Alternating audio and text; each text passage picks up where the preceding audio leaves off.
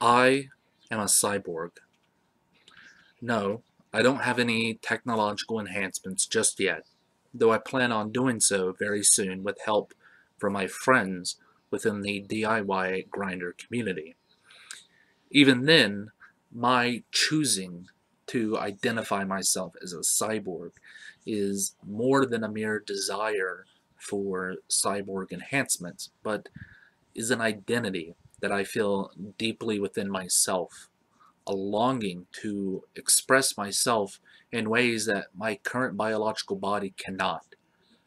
Before adhering to cyborgism, I took on the gender identity of non binary because I always looked at male, masculine, and female, feminine identities as being far too simplistic in understanding myself due to the fact that I didn't have static attributes of only one or the other.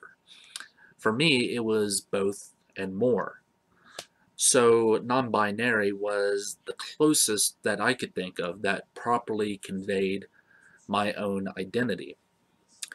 Sexual orientation wise, I adhere to pansexuality, meaning like how Pan Africans adhere to the nationalist identity that pans the entire spectrum of African culture and history, pansexuals adhere to the identity that pans the entire spectrum of sexual orientation, where bisexuals acquire a sexual preference for two or more gender identities, prominently both male and female. Pansexuals acquire a sexual preference for all gender identities. In other words, male, female, transgender male to female, and transgender female to male, androgynous, gender fluid, and so on and so forth. Couple that with my transhumanist ideology, my pansexuality is also enhanced to include cyborgs and eventually posthumans and sentient machines. Once I came to that realization of how my transhumanist ideology enhanced my own sexual orientation, I knew I had to start enhancing my perspective of gender identity. By that time, I started thinking about what it meant to be a cyborg. It's a term that is defined differently through a whole range of different people. For UK cyborg citizen Neil Harbison, he doesn't believe that the term cyborg should be adhered to until you reach that point where cybernetic enhancements begin affecting your biological systems. In other words, whenever Neil Harbison falls asleep, he now can have dreams where he's hearing colors, quite like how he does so when he's awake. But I have a problem with this definition of cyborg because it negates what being a cyborg means in a more deep and personal level. Cyborg for me is more than just our symbiotic relationship with technology. Cyborg is a gender identity for the 21st century. A great example of this, in understanding this, would be the gender identity of transgenderism. If you ask any transgender male or female when they felt they were either male or female, they'll tell you that they always felt this way. While phenotypically expressing the attributes of male, a transgender female knows they're actually female, regardless of what they look at the current moment. The same goes for those who are transgender male. So to call a transgender female a male would be not only erroneous in understanding their gender identity, it would subsequently be very offensive insofar that their gender identity is put into question. Cyborg is no different in my mind. Yes, my current biological body doesn't properly convey the cyborg identity. That is, I don't attain any cybernetic enhancements at this moment. But deep inside myself, I feel like a cyborg. I have this innate drive to enhance myself and to acquire a much more grand relationship with technology, but can't properly express this in any significant way due to my biological limitations. In fact, my current predicament reminds me of a fascinating quote by Battlestar Galactica's character John Cavill, where he goes into a rant about how his biological body cannot convey the identity that he wishes to express. I don't want to be human.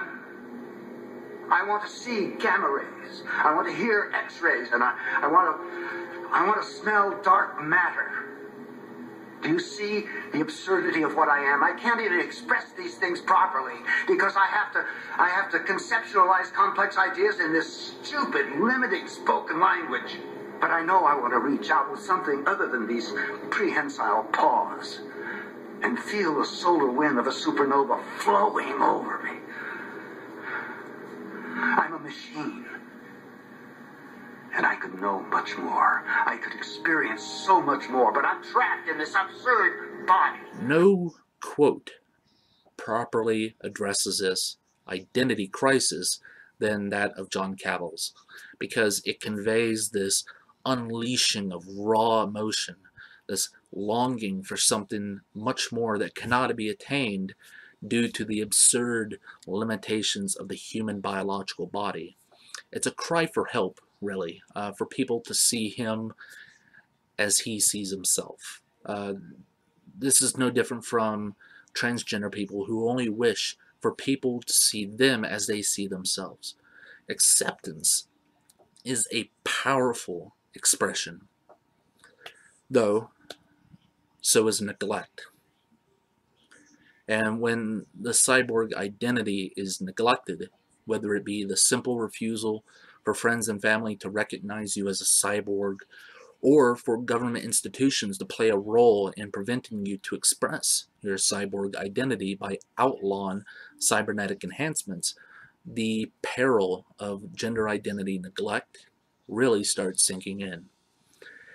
Even today, it's still an ongoing struggle for the transgender community to acquire the backing of government for medical treatments to help in their period of transition. Similarly, for cyborgs, we cannot attain cybernetic enhancements under a properly regulated format by the medical industry because surgeons are forced to neglect the cyborg identity and deem it as a dangerous facet to help those wishing to express it. Even for UK cyborg citizen Neil Harbison, he had to convince his surgeon that he wouldn't release his or her name in order for him or her to do the operation for his iBorg antenna, which is attached to the back of his skull. In doing so, the surgeon has seriously risked their profession.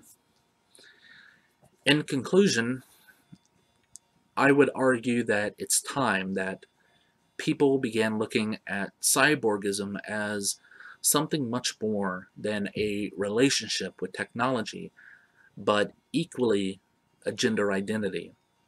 In doing so, we begin pressuring the status quo and those government institutions who refuse to support and provide funding for the medical procedures needed for people to properly convey said identity. Until then, we're left with only two choices.